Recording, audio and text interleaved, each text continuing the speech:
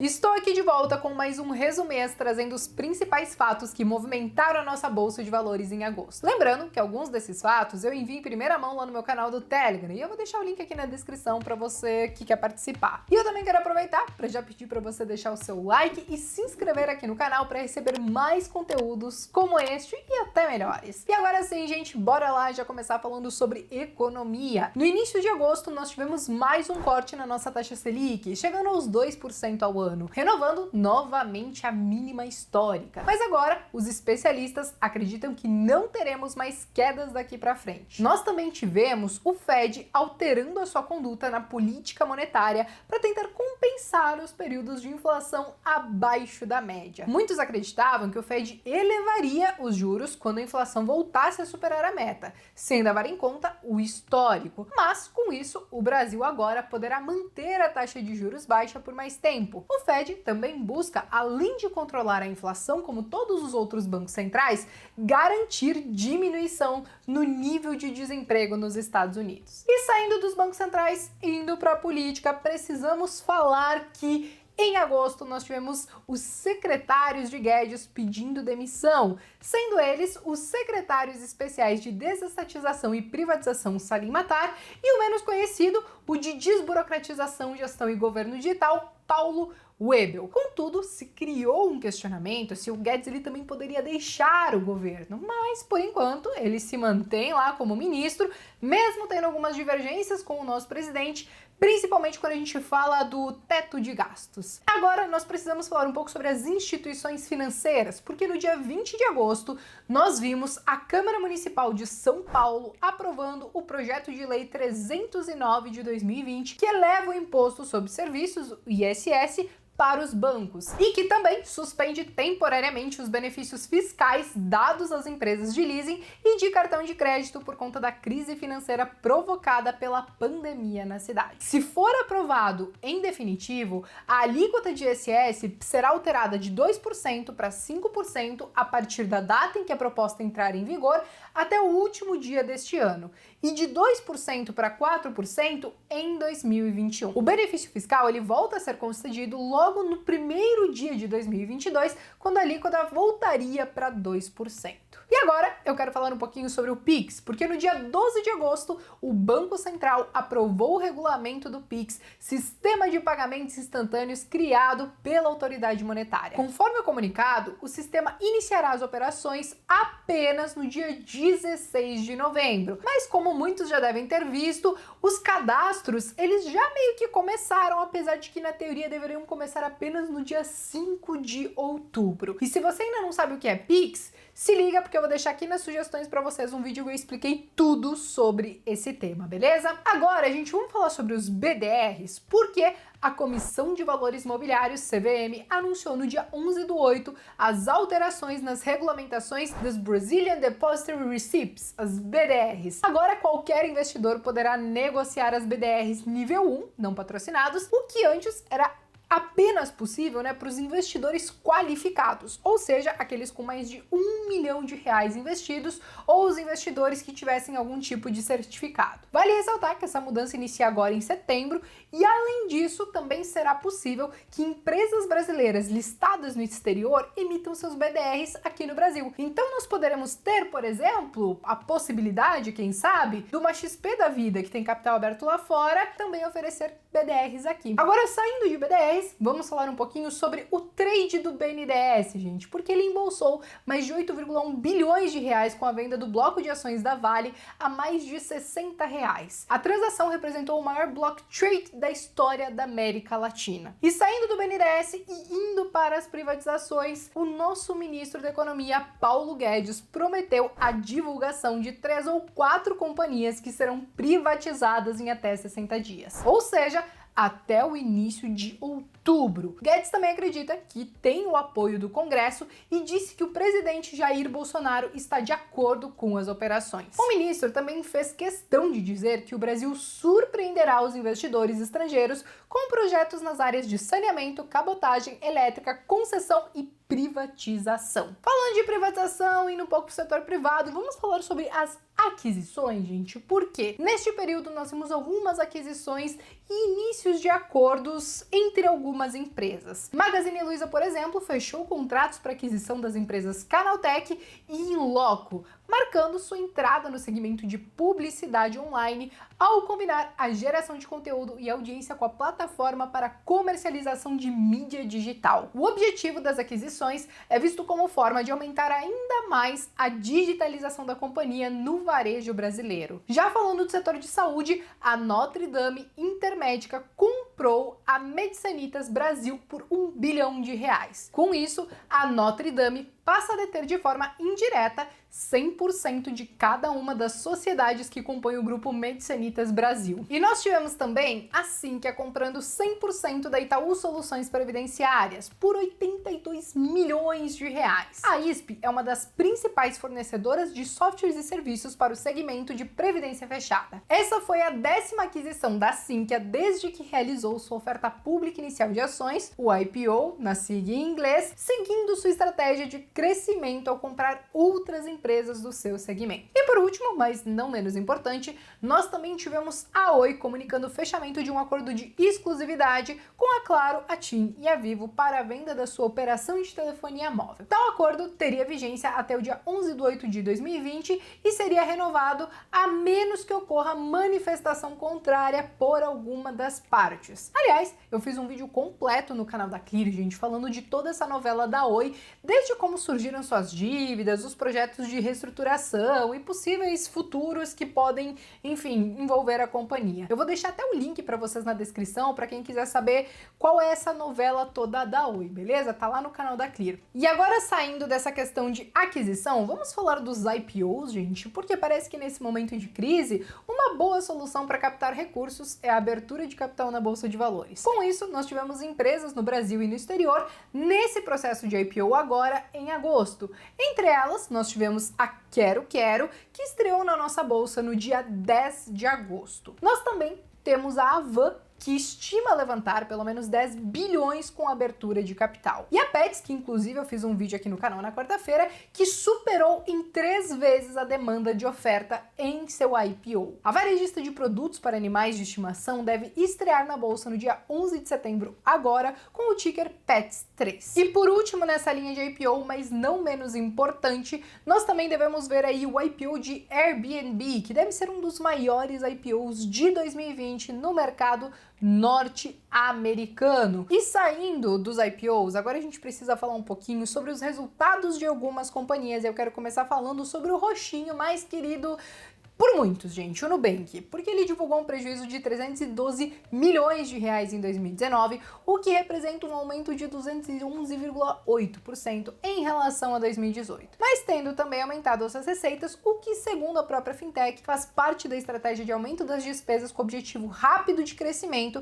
assim tendo prejuízos durante toda essa expansão. E vale lembrar que hoje o Nubank dobrou os números de clientes em apenas 12 meses, possuindo hoje 26 milhões de clientes e ocupando o lugar de 6ª maior instituição financeira no país, ficando atrás apenas dos 5 bancões que a gente tem aqui: Bradesco, Caixa, Itaú, Banco do Brasil e Santander. Muitos podem ter se assustado com o prejuízo, mas se você ativou o modo RDB, você está assegurado pelo FGC em até 250 mil reais na instituição, dos quais os pagamentos têm sido até que relativamente rápidos. Eu até conversei com vocês, acho que lá nos meus stories no Instagram, umas 2 semanas atrás, que o FGC ele estava fazendo aí seus pagamentos entre 30 e 60 dias, mais ou menos. Agora, gente, vamos para a segunda rodada de resultados do segundo trimestre de 2020 para as empresas aqui no Brasil. E vamos começar falando sobre Marco Polo, que teve um lucro líquido de 1,3 milhões de reais,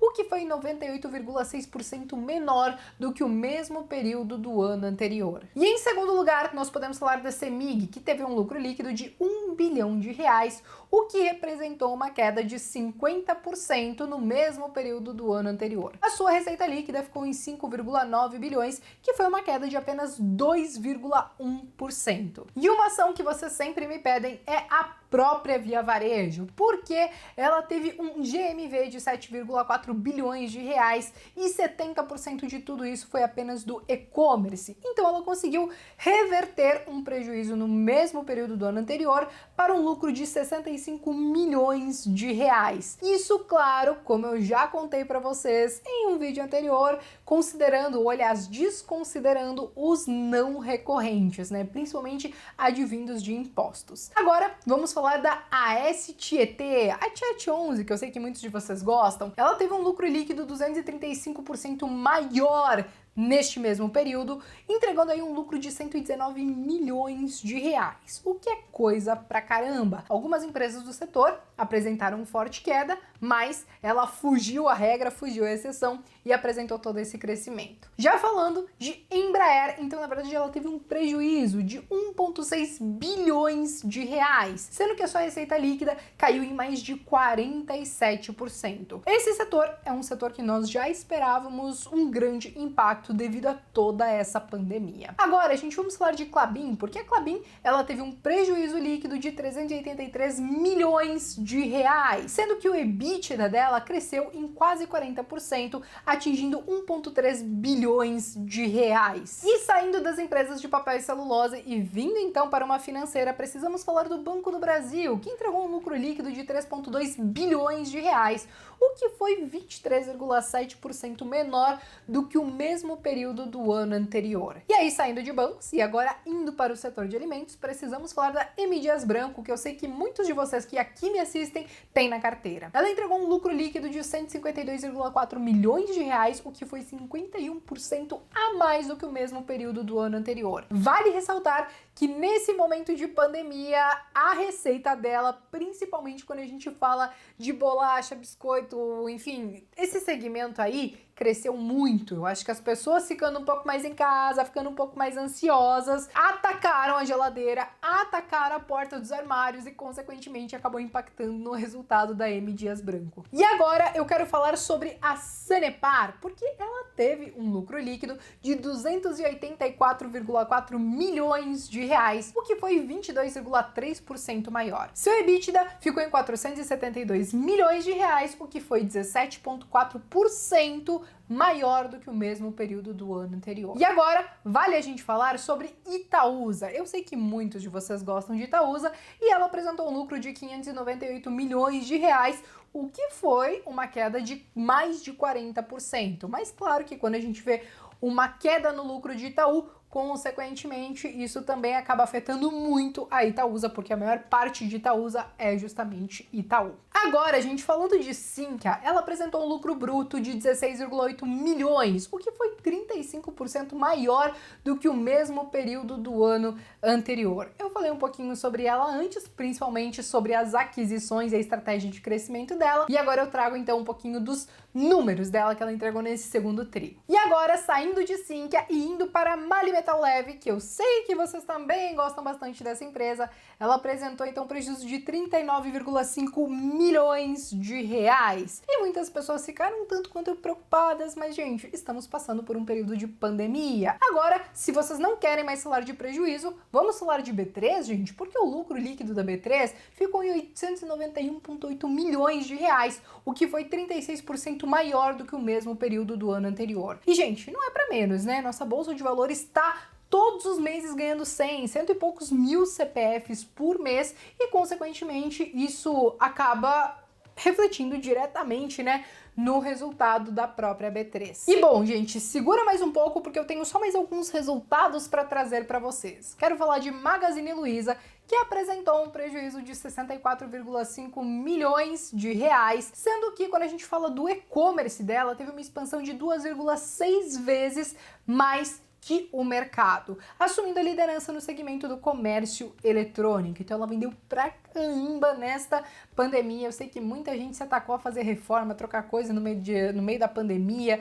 A galera fica um pouco mais em casa, começa a notar mais nas coisas de dentro de casa e aí a mãozinha coça pra querer comprar um monte de coisa, né? Enfim, gente, agora vamos voltar um pouco pro setor de saúde, porque a Qualicorp, ela teve um lucro líquido de 126,7 milhões de reais, o que foi 21 41,5% maior do que o mesmo período do ano anterior. E agora, gente, por último, mas não menos importante, isso porque eu já fiz um vídeo dela recentemente aqui no canal, vamos falar então da própria Vivara, porque a Vivara teve um prejuízo de 1,6 milhão de reais e claro que muito disso porque nós tivemos esse momento de pandemia onde vários shoppings ficaram fechados e consequentemente, como boa parte das lojas dela estão dentro dos shoppings, então a receita dela acabou caindo bastante e o comércio eletrônico, né, o mercado digital que ela tem, o site e tudo mais, não conseguiu superar toda essa queda de vendas através das lojas. Enfim, gente, essas foram as principais notícias do que rolou neste mês de agosto, mas eu quero reforçar aqui que se tem mais alguma coisa que você achou relevante e tudo mais, escreva aqui nos comentários que eu quero saber. Também tem um último recado aqui pra vocês, gente, porque hoje de noite vai ter um evento que a Clear tá promovendo, que é o Master Trader, então começa às 19 horas, você consegue assistir tudo de graça, eu vou deixar o link pra vocês aqui na descrição também, porque eu tenho certeza, cara, que vai ter muita palestra que vai dar pra se inspirar pra caramba. Eu até troquei uma ideia com vocês lá no meu Instagram, porque a gente vai ter o William Kankwamba. Eu tenho uma dificuldade em falar esse nome, enfim. Mas é o menino que inspirou aquele filme justamente sobre o menino que descobriu o vento. Cara, chorei tanto nesse filme, mas também eu tomei cada lição nesse filme. Se você não assistiu, dá tempo, assista esse filme e corre às 19 horas para acompanhar esse evento da Clear, que eu vou deixar todos os links aqui na descrição para vocês, beleza? E agora sim, gente, eu quero finalizar esse vídeo por aqui, mas antes eu vou deixar o meu obrigado e o meu pedido, que se você chegou até aqui e não deixou o seu like, faça isso agora e se inscreva no canal pra gente chegar aí à nossa próxima marca de 400 mil inscritos, beleza? Um beijo no coração de todo mundo, um excelente domingo, façam excelentes investimentos essa semana e eu vejo vocês então no próximo vídeo.